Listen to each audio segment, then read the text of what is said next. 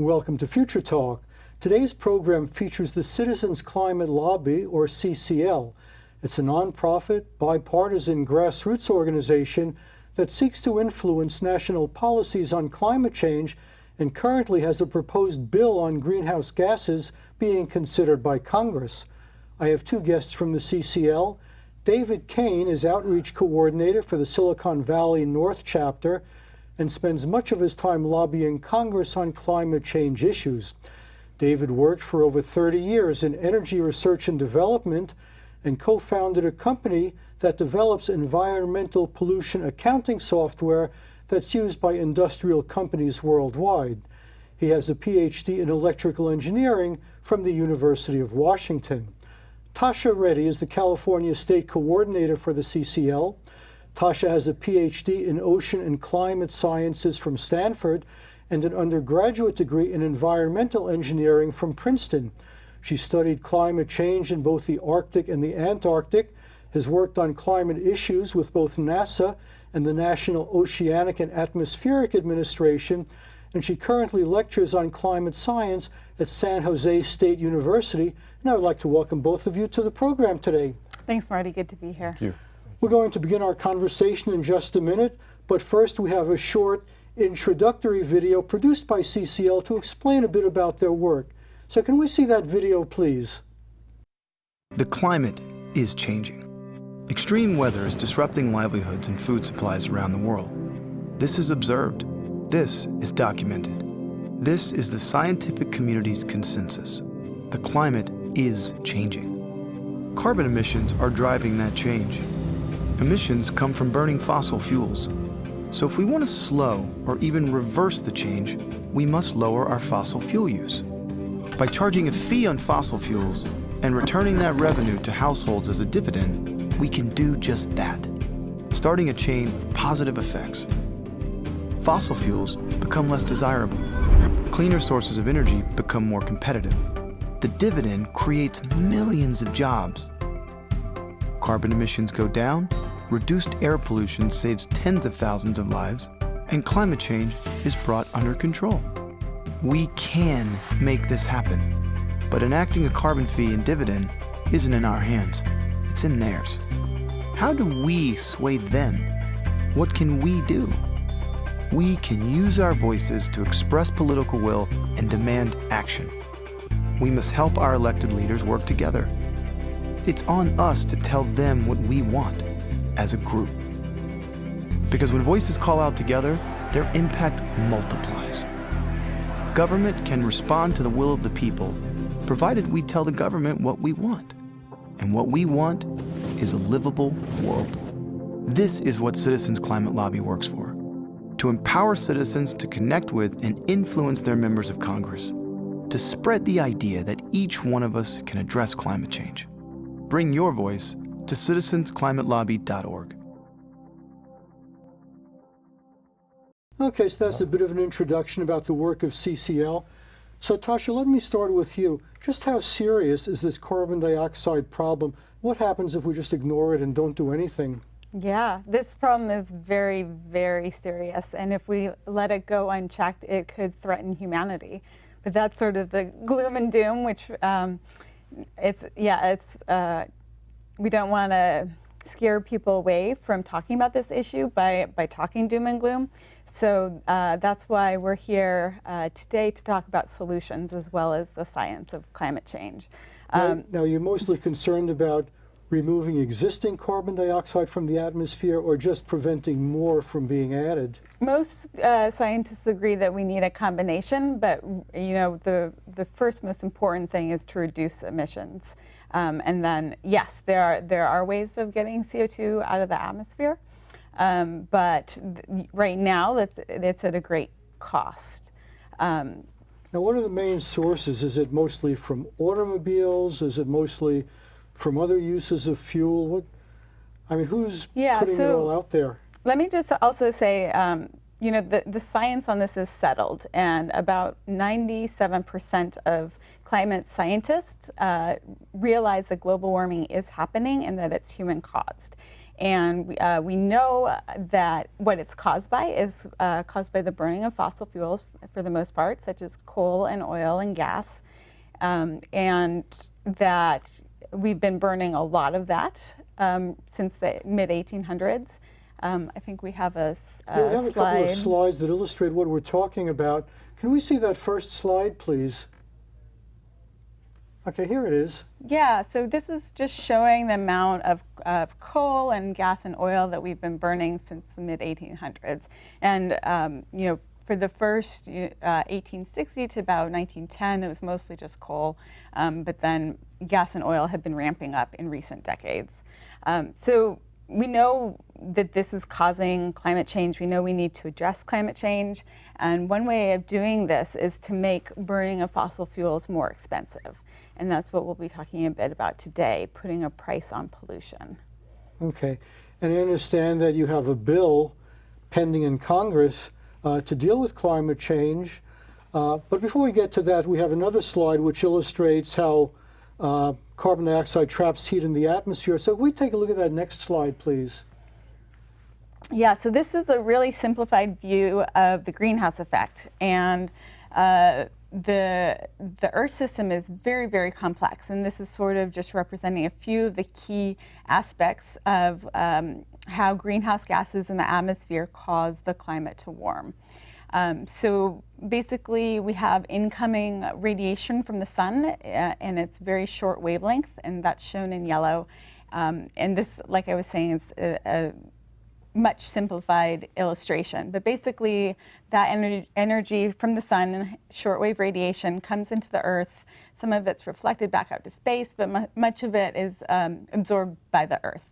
And then the Earth re-emits radiation in the form of long-wave radiation, which is at a longer wavelength. And basically, it's just the long wave and not the short wave that interacts with these greenhouse gases in the atmosphere. So here it's showing CO2, which is a greenhouse gas. There are other greenhouse gases. So it traps the heat, basically. It makes it harder for the heat to get out. Is there any practical way to really get rid of carbon? I mean, the atmosphere seems kind of fragile in many ways. Once something is in there, is it really possible to remove something? Dave, do you want to? Well, it's in principle a way to remove it naturally, because there's a carbon cycle and there's weathering of rocks and there's lots of things that naturally remove, but it takes many, many years, thousands of years, to remove carbon dioxide. So in a certain sense, one way of thinking about it is for our lifetime and our children and our grandchildren and generations beyond, what we put in there is essentially permanent. There's some that goes into the ocean, maybe 30% of the emissions from carbon dioxide, but for the most part, it's there for the long term. Now, is carbon dioxide heavier than other components of atmosphere, so it tends to sink more to the bottom over time? So the atmosphere has different layers, and in general, most layers of the atmosphere are fairly well mixed. In the ocean, you have heavier water sinking to the bottom, heavier, denser water. But in the atmosphere, the gases are fairly well mixed, so you don't have that. Let's talk a little bit about the bill that you're working on. So, David, you're an active lobbyist in Washington. So first of all, how does one get to become a lobbyist? Do you go to your local congressperson and say, I have an idea for a bill and I would like you to back it?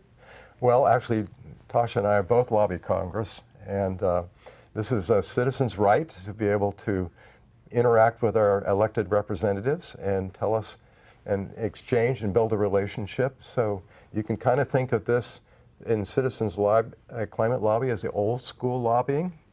And the principles are meeting with your local representative, expressing your concern about the climate, educating them on a possible solution, dealing with some of the science along the way, and gradually building this relationship. And our whole purpose is to build what we call a political will to act on the climate. Now, when you deal with a politician, do they say, well, if I support your bill, what's in it for me? I mean, are some lobbyists more successful than others because they have more to offer to the politician? Well, that is, of course, what's going on in a lot of lobbying inside the Beltway today. Good. But outside the Beltway, there's a good deal of lobbying. If you go to Congress, as we do, and go through the halls of Congress, you'll see all kinds of regular citizens like us going in and talking to their elected representatives, both in Congress and the district. So we are trying to educate and inspire members of Congress to do the right thing, to make a conscious commitment to pass legislation, which in fact is missing. In the whole thing, we have technology, we have people, we don't have legislation. Well, we have a slide which shows some of the provisions of your bill. Can we take a look at that slide, please? Okay, so this is the provisions of the bill. So starts with a carbon fee. So what does that actually mean? Well, a carbon fee is effectively a fee that's placed on fossil fuel emissions. And when we talk about fossil fuel, as Tasha pointed out, it's coal, oil, and natural gas. And this is a fee that starts low and increases steadily with time. And so it's a same process that we've dealt with a number of things. For instance, we put fees on packages of cigarettes, and this was very effective at driving down, most effective thing actually in driving down the use of tobacco. So putting a fee is an important step, and I'll go into this a little bit later, but it's... So the goal is to make it more expensive to put carbon dioxide in the atmosphere? Exactly. That's right. Yeah. That's right. And that will reduce our use of fossil fuels. Now, who pays the fee? Is it the company that drills the oil? Is it at the refinery? Is So the it fee at the is- gas pump? The fee is at the source, so the coal mine or the oil well or the port of entry. So that's as far upstream in the economy as you can get.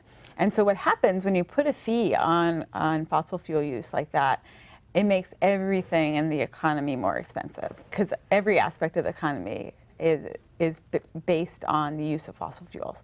So this would be a very bad plan if that was it. But there's the piece called the dividend, Right. which makes it all work out. And basically, that the dividend is saying that all the money collected at the source is going to be allocated to households, distributed, all of it, 100% of it, in equal shares to all American households. So every American citizen will get a check. Is this a one-time thing, or is this like every month they Every get month. a check? Every month is a check. It's actually a prebate as well. Yeah. So the check would come before the tax is put in place. So the households would have that money in their pockets before everything gets more expensive. And essentially, the genius of this is if you can spend the money on anything you like, but if you're using less carbon, you have more money left over in the check to use for other purposes. So it's a process that gradually moves people to make choices for a low carbon lifestyle, which is, I think, critical. Mm-hmm. So is the goal to ultimately replace carbon with other forms of energy that don't pollute, that ultimately become cheaper? That's right. Yeah, That's the right. more expensive carbon gets, the relatively cheaper all the alternative energies become. Now, how do you know how much to tax carbon so the other fuels become cheaper? Because the other fuels could go down in price over time, but maybe now they're still a little expensive themselves? The key is that the fee is steadily rising over time. So the bill that is in Congress right now starts with a fee of about $15 per ton, and then it increases $10 a year every year. And that steadily rising fee is very important, especially for businesses who need to factor that into their business models. And if legislation is changing and there isn't a clear trend or path in the future of the fee, it makes it very hard for businesses. Now, does this make bookkeeping kind of complicated? Let's say you're an oil company, you produce so many barrels of oil a day. Sometimes it may be hard to keep track of where all this oil is going. They actually keep track very well. And they actually report to the Energy Information Agency the number of barrels pulled from a number of the drilling sites that go all the way in. And so this information has been already reported. They know, and it's very efficient to put the price right there. When I was running my business, which is really accounting for pollution, all of this information was readily available. The amount of any particular well is proprietary, but there's a full audit trail to make sure that the information reported to the government is correct. So it's very straightforward, and because we're not putting essentially meters on people's tailpipes, it's very efficient because there's relatively few oil wells, pumping stations, offloading docks, and mines where this information is collected. So what we're talking about is one type of a price on pollution, and the two main types of price on pollution is some sort of carbon tax or fee or cap and trade. And as you probably know, California's had cap and trade for a number of years. That is much, much more complicated and hard to administer. A price on carbon in the form of what's suggested in this bill that's in Congress right now, it's much more straightforward. Because one of the things we want to do is keep it simple, right? Because right now the public doesn't want to see additional layers of bureaucracy. We would like to see less bureaucracy, not more.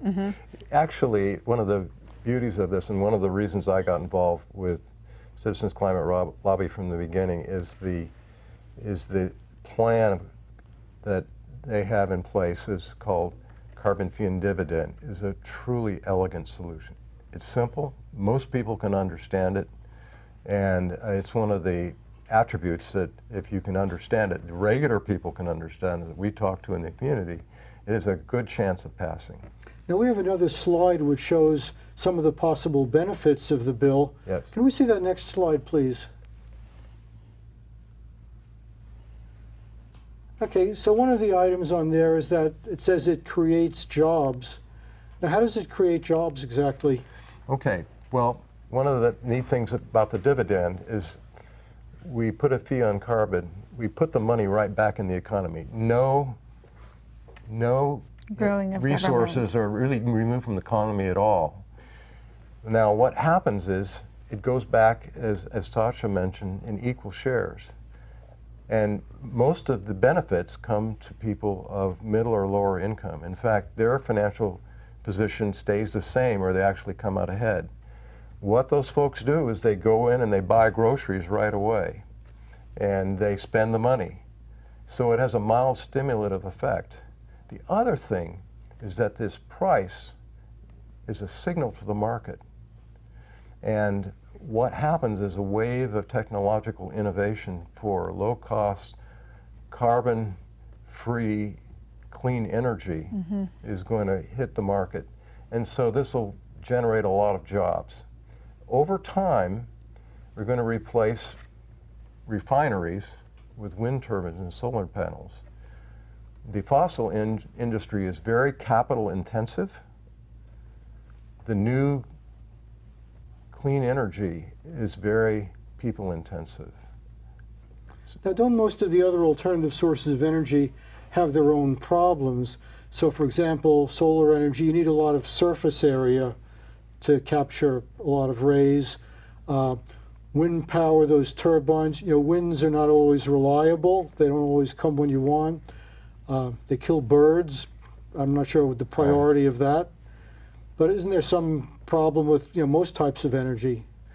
Yeah, we're getting so much energy every second from the sun, and if we can harness that sun energy, we'll have no problem fulfilling all of our energy needs. Well, we're making progress, aren't we? I understand that today more new solar installations are being built than energy installations based on fossil fuels, so it's growing much more rapidly than the old style. In fact, there was just something in the news in the UK. They generated more power from solar and wind and clean energy sources than all fossil fuels in all of the UK. Now that's just one day, but across the world, you're seeing a little explosion of clean energy. And the price is dropping very dramatically, and it outcompetes fossil fuels pretty much across the board. So it sounds like we're making progress. I mean, even with or without government intervention, it appears that maybe the marketplace is doing most of the work. If you can supply cheaper fuel and it's clean, then you'll have no problem selling it. And this bill just enhances our ability to do that.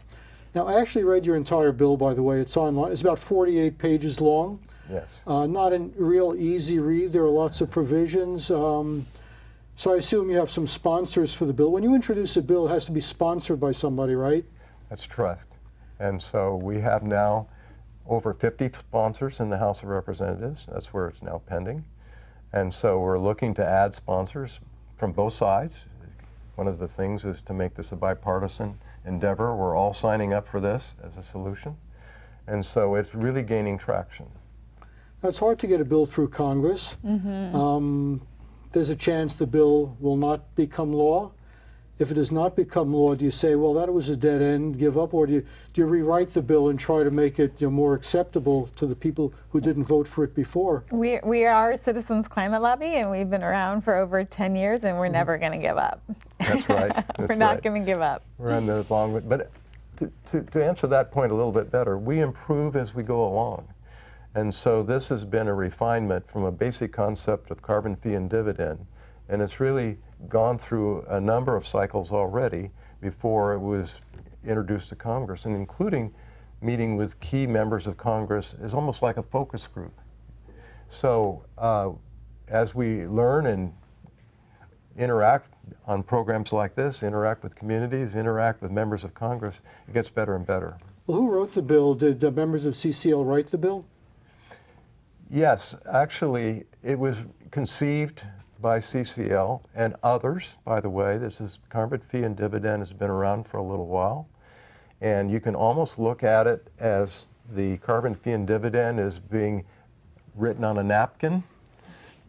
And then you can imagine, just like we introduced products in Silicon Valley, some design criteria, focus groups, talking to communities, talking to other environmental organizations, and eventually fleshing it out.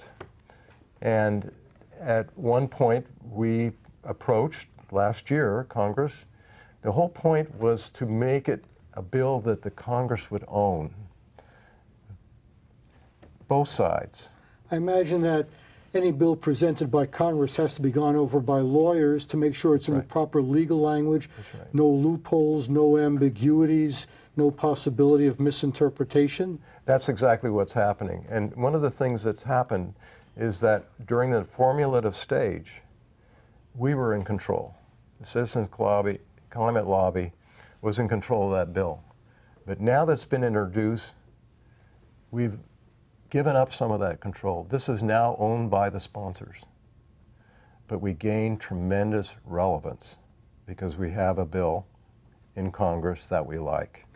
Now, some people have likened the making of laws to making sausage, which is not exactly a flattering analogy, but you're afraid that your bill is going to be chopped to pieces and be unrecognizable by the time it gets through. Yeah, we were surprised to see how similar the bill in Congress is to our previously proposed legislation. Now, you're not the only group that lobbies Congress on behalf of climate issues, right? There are a lot of people involved in this issue. Do you work in tandem with other groups, seeing how you can help each other share ideas? The main difference with us right now in this space is that we're going for a fully bipartisan approach. And there aren't too many other groups out there in climate or otherwise walking down this path of bipartisanship. That's true. That is unique in a sense that we've learned some things over 10 years of trying to pass climate legislation. And it doesn't work by executive order, and it doesn't work in trying to ram it through. It's the only way that's going to work. And so, but having said that, we do have relationships with many environmental organizations. We think of ourselves as running down a highway and we're occupying one lane, but there are other people and other good organizations working in tandem with us. Now, we're talking about carbon dioxide here. There are lots of other environmental issues in addition to that. such as the amount of plastic waste in the oceans. Does your group get involved with those issues as well, or are you primarily focused on CO2? We are very, very narrowly focused, and that's what's led to a lot of our success. There are other pieces of legislation out there that we're in favor of, but yes, we are very sharply focused. I almost think people say we're laser focused, and there's many other things that we can be worried about, but this is a big one, and we want to nail it. Do most people in Congress share a sense of urgency, feel like, we really have to do something here, we can't just keep putting this off indefinitely? I think mostly the representatives from Florida feel that way more than anyone else in the country. Yeah, I don't know, I don't really get a sense of urgency when we're in congressional offices meeting with members and staffers. And one of the problems is that carbon dioxide is invisible. You can't see it. It's hard to feel a sense of urgency about something you can't see, right? I agree.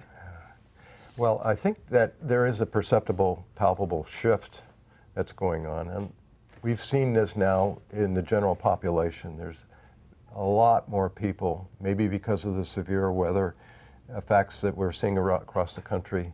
And so we're seeing an upwelling with the citizens. It hasn't met the level of criticality, and what we're all about is getting people to talk to Congress about their concerns about the climate. One of the things that we hear when we talk about climate, he says, yeah, we got to do something, but I don't hear enough people, my constituents, phoning me up and saying we got to do something. So this is a principal goal of ours, to get citizens to talk and express their concern. Last question, because we're just about out of time. Are you optimistic that your bill will actually make it through Congress, and if so, that it will actually have the desired effect?